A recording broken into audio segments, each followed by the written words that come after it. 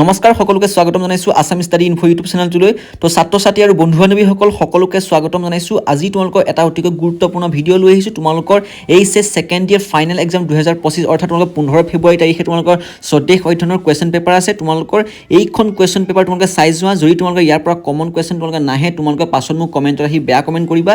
তো তোমালোকক মই এইখনৰ পুৰা সলভ কৰি দিম। তোমালোকে ভালদৰে চোৱা, এইখন তোমালোক কাইলৈ পৰীক্ষাত ভালদৰে আহিব। বহুতো ষ্টুডেণ্টছে ভিডিঅ'সমূহ চাই কিন্তু তেওঁলোকে ছাবস্ক্ৰাইব নকৰে। তোমালোকক মই এটাই ৰিকুৱেষ্ট কৰিছোঁ, তোমালোকে ছাবস্ক্ৰাইবটো কৰি দিবা। তোমালোকে নিজৰে ভাল হ'ব, তোমালোকে এনেকুৱা ধৰণৰ কুৱেশ্যন এনচাৰ পাই থাকিবা ইম্পৰ্টেণ্ট। মই সকলোতকৈ তোমালোকক প্ৰথমতেই এনেকুৱা ধৰণৰ ইম্পৰ্টেণ্ট কুৱেশ্যন এনচাৰ দিওঁ। তো তোমালোকে যদি আমাৰ হোৱাটছআপ চেনেলত জইন হোৱা তেনেহ'লে তোমালোকে লিংক দি থোৱা আছে ডেছক্ৰিপশ্যন নহ'লে কমেণ্ট বক্সত, তোমালোকে জইন হোৱা। তাতো মই ইম্পৰ্টেণ্ট কুৱেশ্যন এনচাৰ সকলোতকৈ প্ৰথমতেই দিওঁ। তো তোমালোকে এতিয়া নিজৰ বহি উলিয়াই ভালদৰে কুৱেশ্যনটো পৰিপাটিকৈ লিখি লোৱা। তো এতিয়া ব'লা আমি ভিডিঅ'টো আৰম্ভ কৰিছোঁ। তো মৰমৰ ষ্টুডেণ্টছ, তোমালোকৰ প্ৰথমতে মই 1 মাৰ্কছৰ কুৱেশ্যনকেইটা আলোচনা কৰিছোঁ। এইকেইটা কুৱেশ্যন বহুতে জানিব পাৰে। তোমালোকে ভিডিঅ'টো শেষলৈকে চাই থাকিবা। লং কুৱেশ্যনো ইয়াত আলোচনা কৰা হৈছে, গুৰুত্বপূৰ্ণ। কাইলৈ তোমালোকৰ এইকেইটা পৰীক্ষাত আহিব। 1 নম্বৰ কুৱেশ্যন হৈছে জৈৱ বৈচিত্ৰ্য শব্দটো কোনে আগবঢ়াইছিলে। এইটো কুৱেশ্যন অত্যন্ত প্ৰয়োজনীয় কাইলৈ পৰীক্ষাত অহাৰ কাৰণে। উত্তৰটো হৈছে WG ৰুছেন। এইটো কুৱেশ্যন বহুতে জানিব পাৰে। তো চনটো তোমালোকে কাষতে দিয়া হৈছে, চনটো তোমালোকে চাব পাৰিবা। 2 নম্বৰটো হৈছে জৈৱ বৈচিত্ৰ্য শব্দটো কোনে প্ৰথমতে ব্যৱহাৰ কৰিছিলে। তো উত্তৰটো হৈছে এডৱাৰ্ড উইলছন। বুলি লিখিব পাৰা, এইটো কোনো কথা নাই, 1988। তো 3 নম্বৰ কুৱেশ্যনটো চাবা, কোনজনা জীৱবিজ্ঞানীয়ে জৈৱ বৈচিত্ৰ্য উষ্ণ অঞ্চল নামাকৰণ কৰিছিলে। উত্তৰটো হৈছে নৰ্মান মিয়ৰ্ছ তো 1988 ছেইম চনতে। তো 4 নম্বৰ কুৱেশ্যনটো হৈছে ভাৰতত কেইটা উষ্ণ অঞ্চল আছে। তো 4টা তোমালোকে লিখি দিবা পৰীক্ষাত আহিলে। আৰু 5 নম্বৰ কুৱেশ্যনটো সুধিছে ৰেড ডাটা বুক নামৰ গ্ৰন্থখন কোনে প্ৰকাশ কৰিছিলে। তো IUCN। তোমালোকে এইটো কুৱেশ্যন ভালদৰে চাবা, এইটো কুৱেশ্যন পৰীক্ষাত প্ৰত্যেকবাৰে আহি থাকে। তো 6 নম্বৰ যিটো কুৱেশ্যন তোমালোকে বহুতে জানা, IUCNৰ ফুল ফৰ্মটো লিখা। তো তোমালোকে লিখি দিবা যে international union for conservation of nature and natural resources. তো এইকেইটা হৈছে তোমালোকৰ 1 নম্বৰ কুৱেশ্যনকেইটা। তাৰপিছত চাবা তোমালোকে নেক্সট কুৱেশ্যনটো ইয়াত সুধিছে যে অতিকৈ গুৰুত্বপূৰ্ণ কুৱেশ্যন, মাপনি কেই প্ৰকাৰ আৰু কি কি। মাপনি কেই প্ৰকাৰ আৰু কি কি তোমালোকে কুৱেশ্যনটো সুধিলে তোমালোকে উত্তৰটো লিখিবা। মাপনি 3 প্ৰকাৰৰ, সেইকেইটা হৈছে 1 নম্বৰ দিবা ৰৈখিক মাপনি, খ হৈছে উক্তি মাপনি আৰু গ হৈছে নিৰূপণ ভগ্নাংশ। তো তোমালোকে তাৰ পাছতে আৰু এটা কুৱেশ্যন লগাই দিছে কৰ্ণ মাপনি কি। তো কৰ্ণ মাপনি কি বুলি তোমালোকে সুধিলে নিৰ্পুণভাৱে তোমালোকে বিভাজন দেখুওৱা মাপনিক কৰ্ণ মাপনি বুলি কোৱা হয়। আৰু এইটো কুৱেশ্যন তোমালোকে 1 নম্বৰ। আৰু এই ওপৰৰ যিটো কুৱেশ্যন তোমালোকে এইটো কুৱেশ্যন 3 নম্বৰ আহিব। তো তোমালোকে এইকেইটা কুৱেশ্যন চাবা ভালদৰে। তাৰপিছত নেক্সট কুৱেশ্যনটো মই আলোচনা কৰিছোঁ। নেক্সট যিটো তোমালোকৰ কুৱেশ্যন আছে, মানচিত্ৰ এখন প্ৰস্তুত কৰোঁতে কিহৰ ওপৰত গুৰুত্ব দিব লগা হয়। তো তোমালোকে এইটো কুৱেশ্যন যিটো কুৱেশ্যন তোমালোক সুধিলোঁ, এইটো কুৱেশ্যন পৰীক্ষাত 2 নম্বৰ আহে, কেতিয়াবা 1 নম্বৰো আহে। তো উত্তৰটো হৈছে মানচিত্ৰ এখন প্ৰস্তুত কৰোঁতে ভাষাৰ ওপৰত গুৰুত্ব দিব লগা হয়। অত্যন্ত প্ৰয়োজনীয় হৈছে তোমালোকে মানচিত্ৰ এখন বনাবৰ কাৰণে তোমালোকৰ ভাষাটো অতিকৈ গুৰুত্বপূৰ্ণ। আৰু এইকেইটা যিকেইটা কুৱেশ্যন দিছোঁ বহুতো ছাত্ৰ ছাত্ৰীয়ে জানিব পৰা, কিন্তু তোমালোকে এইকেইটা কুৱেশ্যন ভালদৰে চাই ল'বা, কাইলৈ তোমালোকৰ পৰীক্ষাত অহাটো প্ৰায় নিশ্চিত। তাৰপিছতে পাছৰ কুৱেশ্যনটো সুধিছে যে ভূগোল বিজ্ঞানক কি শিক্ষাৰ বিষয় বুলি ক'ব পাৰি। ভূগোল বিজ্ঞানক কি শিক্ষাৰ বিষয় বুলি ক'ব পাৰি। তো উত্তৰটো হৈছে তোমালোকৰ ভূগোল বিজ্ঞানক মৌলিক শিক্ষাৰ বিষয় বুলি ক'ব পাৰি। এইকেইটা কুৱেশ্যন 1 নম্বৰ। আৰু এতিয়া তোমালোকে যিটো কুৱেশ্যন দেখাম, ভূগোল বিজ্ঞানৰ প্ৰাসংগিকতা কিয় ইমান বৃদ্ধি পাইছে। তো এইটো কুৱেশ্যন তোমালোকে নিজৰ বহীত ভালদৰে নোট কৰি লোৱা। আৰু যদি তোমালোকৰ এই যিকেইটা মই দিছোঁ এইকেইটা যদি তোমালোকৰ লাগে, তোমালোকে মোৰ হোৱাটছআপ গ্ৰুপত জইন হ'বা। মই লিংক তোমালোকে দি থোৱা থাকিব, ডেছক্ৰিপশ্যনতে আছে।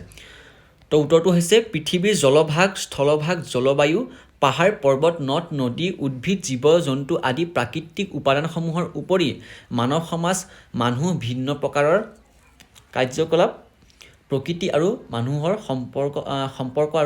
সম্পৰ্কৰ পৰিৱৰ্তন আৰু প্ৰবাহ আদিৰ সম্বন্ধে আমাক বহুমূলীয়া জ্ঞান দিয়ে। তো সাম্প্ৰতিক কালত সেয়েহে ভূগোলে বিজ্ঞান অধ্যয়নৰ প্ৰাসংগিকতা বৃদ্ধি পাইছে। তো এইটো যিটো তোমালোকক টপিক দিলোঁ, এই টপিকটো তোমালোকে যেনেদৰে আছে তেনেদৰে লিখিব পাৰা। আৰু যদি তোমালোকে এইটো ধৰণে লিখিব নিবিচাৰা, তোমালোকে কিতাপৰ মতেও লিখিব পাৰা, তোমালোকৰ নিজৰ ইচ্ছা মতে তোমালোকে লিখিবা। মই তথাপিতো তোমালোকক ওপৰঞ্চি দি দিয়া হৈছে। কুৱেশ্যনটো তোমালোকে কি সুধিছিলে, ভূগোল বিজ্ঞানৰ প্ৰাসংগিকতা কিয় ইমান বৃদ্ধি পাইছে। তো এইটো কুৱেশ্যন তোমালোকে পৰীক্ষাত আহিব। তাৰপাছতে এটা অতিকৈ মষ্ট ইম্পৰ্টেণ্ট আহিছে, আৰ্হি চিত্ৰ কিয় ব্যৱহাৰ কৰিছিল। আৰ্হি চিত্ৰ কিয় ব্যৱহাৰ কৰিছিল বুলি যদি তোমালোকৰ কুৱেশ্যনটো আহে, তোমালোকে উত্তৰ লিখিবা তাত্ত্বিকভাৱে অধ্যয়ন কৰি যিকোনো বিজ্ঞান বা সমাজ বিজ্ঞানৰ সম্পূৰ্ণ জ্ঞান আহৰণ কৰাটো বহু ক্ষেত্ৰত সুফলৰ পৰা বঞ্চিত হ'ব লগা হয়। এনে ক্ষেত্ৰত বিশ্লেষণ অধিক ফলদায়ক আৰু বোধগম্য কৰি তুলিবলৈ অতীজতে আৰ্হি চিত্ৰ ব্যৱহাৰ কৰিছিলে। তো এইটো হৈছে আৰ্হি চিত্ৰৰ ডেফিনেশ্যনটো। তোমালোকে যেনেদৰে দিছোঁ তেনেদৰে তোমালোকে ভালদৰে চাবা। নেক্সট তোমালোকে চাবা, নেক্সট আহিছে মই এটা গুৰুত্বপূৰ্ণ কুৱেশ্যন তোমালোকক দেখাই দিছোঁ কাটি কি কাৰণত অসম জৈৱ বৈচিত্ৰতাৰ এক চহকী অঞ্চল ৰূপে পৰিগণিত হৈছে তো এইটো কুৱেশ্যন তোমালোকে চাবা ভালদৰে স্ক্ৰীনত তোমালোকে দেখিছা উত্তৰটো জলবায়ুৰ বৈশিষ্ট্যৰ বাবেই শীতকালত যিবোৰ উদ্ভিদ আৰু প্ৰাণী অসমত পোৱা যায় গ্ৰীষ্মকালত এছাম বেলেগ প্ৰজাতিৰ উদ্ভিদ আৰু প্ৰাণী পোৱা যায় যাৰ বাবে অসম বৈচিত্ৰতাৰ এক চহকী অঞ্চলত পৰিণত হৈছে তো এটা কথা তোমালোকক মই এইকেইটা যিকেইটা কুৱেশ্যন দিছোঁ তোমালোকে নিজৰ মতেও লিখিব পাৰা তোমালোকে সাজি লিখিলে তোমালোকে অতিকৈ ভাল হ'ব আৰু তোমালোকে এনেদৰে লিখিব পাৰা তোমালোকে কথাকেইটা বুজি ল'বা ভালদৰে ঠিক আছে কথাকেইটা কি কৈছে সেইকেইটা ভালদৰে বুজি ল'বা তোমালোকে নিজৰ মতেও লিখিব পাৰা বা মোৰ মতেও তোমালোকে লিখিব পাৰা নেক্সট কুৱেশ্যনটো সুধিলে তোমালোকে ব্ৰহ্মপুত্ৰ নদীৰ দুটা বিশেষত্ব উল্লেখ কৰা ব্ৰহ্মপুত্ৰ নদীৰ দুটা বিশেষতা উল্লেখ কৰিবলৈ গ'লে তোমালোকে ব্ৰহ্মপুত্ৰ নদী অতীজৰ পৰা তোমালোকে পঢ়িয়ে আহিছা তোমালোকে তাৰ বিষয়ে লিখিব পাৰা নিজে সাজি লিখিব এইকেইটাকতো তোমালোকে সাজি লিখা কুৱেশ্যনে তো তোমালোকক তথাপিতো মই গাই দিছোঁ উত্তৰটো তোমালোকে সাজি লিখিলে বেছি সুবিধা হ'ব তোমালোকৰ নিজে বুজি পাই মানে তোমালোকে সাজি লিখিবা মই পেৰেগ্ৰাফটো তোমালোকে এটা কাৰণেই কৈছোঁ তোমালোকে যাতে বস্তুটো কথাটো বুজি পোৱা উত্তৰ হৈছে ব্ৰহ্মপুত্ৰ নদীৰ দুটা বিশেষত্ব হৈছে এক নম্বৰ বা ক নম্বৰ দি তোমালোকে লিখিব পাৰা ব্ৰহ্মপুত্ৰৰ বুকুতেই পৃথিৱীৰ সৰ্ববৃহৎ নদীদ্বীপ মাজুলী অৱস্থিত আছে এইটো সকলোৱে সৰুৰ পৰাই পঢ়ি আহিছা মাজুলী মুখাশিল্পৰ বাবে বিশ্ববিখ্যাত এই বুলি তোমালোকে পাছত লিখিব পাৰা বা এইটো কথা নিলিখিলেও হ'ব এটা শাৰী লিখিলেও তোমালোকে নম্বৰ পাবা এক নম্বৰ তো 2 নম্বৰ তোমালোকে লিখিবা ব্ৰহ্মপুত্ৰক পোৱা বিৰল প্ৰজাতিৰ শিহু তোমালোকৰ ব্ৰহ্মপুত্ৰত বিৰল প্ৰজাতি তোমালোকৰ শিহু পোৱা যায় ঠিক আছে এইটো কুৱেশ্যন বহুতে নাজানিব পাৰা তোমালোকে চাই ল'বা প্লেটানিছ গেঞ্জেটিকাট আৰু নামৰ মানে লুপ্তপ্ৰায় কিছুমান জীৱ জন্তু ব্ৰহ্মপুত্ৰৰ বুকুতে পোৱা যায় তো তোমালোকে এইকেইটা যিটা 1 নম্বৰ 2 নম্বৰ যিটো দিলোঁ ক খ এইকেইটা তোমালোকে ভালদৰে লিখিবা আৰু তোমালোকে ইয়াৰ উপঞ্চি তোমালোকে বেলেগো লিখিব পাৰা বিশেষত্ব ঠিক আছে তো এইকেইটাই যে লিখিব লাগিব সেইটো কথা নহয় তাৰপাছতে কুৱেশ্যনটো আহিছে যে চাবা তোমালোকৰ অসম চুক্তি কাৰ্যকৰী কৰা অন্যতম পদক্ষেপ কি আছিল অসম চুক্তি কাৰ্যকৰী কৰা পদক্ষেপটো কি আছিলে তো এটা কথা কৈছোঁ তোমালোকৰ এইকেইটা মই স্ক্ৰীনশ্বট মাৰিলে হৈছে মানে PDF বনাবলৈ সময় পোৱা নাছিলোঁ এতিয়া মানে আৰু এটা ভিডিঅ' বনাই আছোঁ এডুকেশ্যন আৰু ইংলিছৰ সেইকাৰণে মই এনেকুৱা স্ক্ৰীনশ্বট মাৰি যোনটা ইম্পৰ্টেণ্ট তোমালোকে সেইকেইটা দিয়া হৈছে উত্তৰটো হৈছে ৰাষ্ট্ৰীয় নাগৰিকপঞ্জী নেশ্যনেল ৰেজিষ্ট্ৰেশ্যন অফ চিটিজেনশ্বিপ যাক কোৱা হয় NRC বুলি প্ৰস্তুতকৰণ অসম চুক্তিৰ কাৰ্যকৰী কৰাৰ অন্যতম পদক্ষেপ আছিলে তো এইটো কুৱেশ্যন তোমালোকে এইবাৰ আহিব কিন্তু এইটো কুৱেশ্যন ভালদৰে তোমালোকে মন দি চাবা এইবাৰত তোমালোকৰ কুৱেশ্যনটো আহিছে লং কুৱেশ্যন এইটো পৰীক্ষাত তোমাৰ 3 বা 4 নম্বৰ আহিব পাৰে জনসংখ্যা গণনা সূত্ৰটো লিখা তোমালোকে এইটো কুৱেশ্যন আহিব জনসংখ্যাৰ গণনা সূত্ৰটো লিখা তেতিয়া তোমালোকে উত্তৰটো লিখিবা এটা অঞ্চলত জনসংখ্যা বৃদ্ধিৰ হাৰ 3টা কাৰণত হ'ব পাৰে তো তোমালোকে কাৰণটা লিখিবা ইয়াৰ কুৱেশ্যন তোমালোকে নিজেও জানা কিন্তু তথাপিতো তোমালোকে চাই লোৱা জন্মৰ হাৰ খ হৈছে মৃত্যুৰ হাৰ আৰু গ হৈছে প্ৰব্ৰজন এটা তোমালোকে সৰুৰ পৰা ছ'চিয়েল ছায়েন্সত যিকোনো তোমালোকৰ জেনেৰেল নলেজ কিবাকিবি তোমালোকে পাই আহিছা ঠিক আছে তো তাৰপিছত লিখিবা সেয়েহে সংক্ষেপে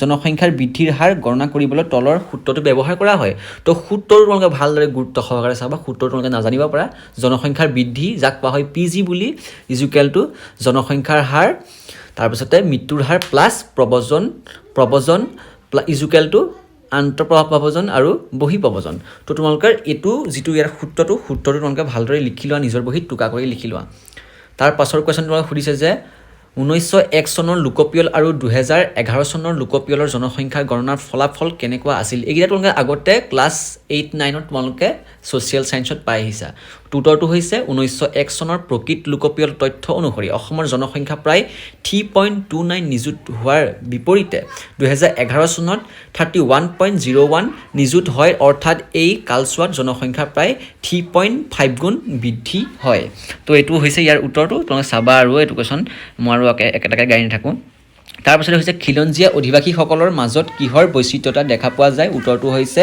ক নেতাত্বিক খ হৈছে ভাষিক গ হৈছে সামাজিক আৰু ঘ হৈছে ধৰ্মীয় উপাদানৰ তো তোমালোকৰ বেকগ্ৰাউণ্ডৰ কিছুমান চাউণ্ড আহি থাকিব পাৰে তোমালোকে সেইকেইটা ইগন'ৰ কৰিবা অসমত সৰ্বমুঠ সাক্ষৰতাৰ হাৰ কিমান তো উত্তৰ লিখিবা 72.2% এইটো সকলোৱে জানা অসমত মহিলাৰ সাক্ষৰতাৰ হাৰ কিমান তো 66.3% এইটো কুৱেশ্যন এনেকৈ যদি আহে তোমালোকৰ পৰীক্ষাত এইটো কুৱেশ্যন লিখি দিবা নেক্সট তোমালোকৰ কুৱেশ্যনটো আহিলে 1 নম্বৰ কুৱেশ্যন এইটো কুৱেশ্যন চাবা জুম কৰি দেখাইছোঁ তোমালোকক 1 নম্বৰ কুৱেশ্যন সুধিছে যে এইটা কুৱেশ্যন এটা পাঠৰ ইম্পৰ্টেণ্ট কুৱেশ্যন যোনটো ইম্পৰ্টেণ্ট মই সেইকেইটা বাছি দিয়া হৈছে তোমালোকে সেইকাৰণে এনেকৈ কাটি কুটি তোমালোকক অনা হৈছে অসমত কেইখন জিলা আছে সকলোৱে জানে এইটো স্কিপ কৰি দিব লাগে আৰু 33খন জিলা আছে সকলোৱে সৰুৰ পৰাই পঢ়ি আহিছে সৰুৰ পৰা মানে তোমালোকৰ চেঞ্জ হৈ থাকে তো 2 নম্বৰ হৈছে পাহাৰীয়া জিলা অসমত কেইখন আছে তো 3খন আছে বুলি তোমালোকে লিখি দিবা চিম্পল কুৱেশ্যনৰ চিম্পল এনচাৰ তো 3 নম্বৰ কুৱেশ্যনটো হৈছে অসমত মহকুমাৰ সংখ্যা কিমান এইটো সকলোৱেতো নাজানিব পাৰে একচুৱেলি তো এইটো হৈছে 56খন আৰু 2011 চনৰ অনুসৰি মানে 2011 চনৰ অনুসৰি তোমালোকৰ কিমানখন আছে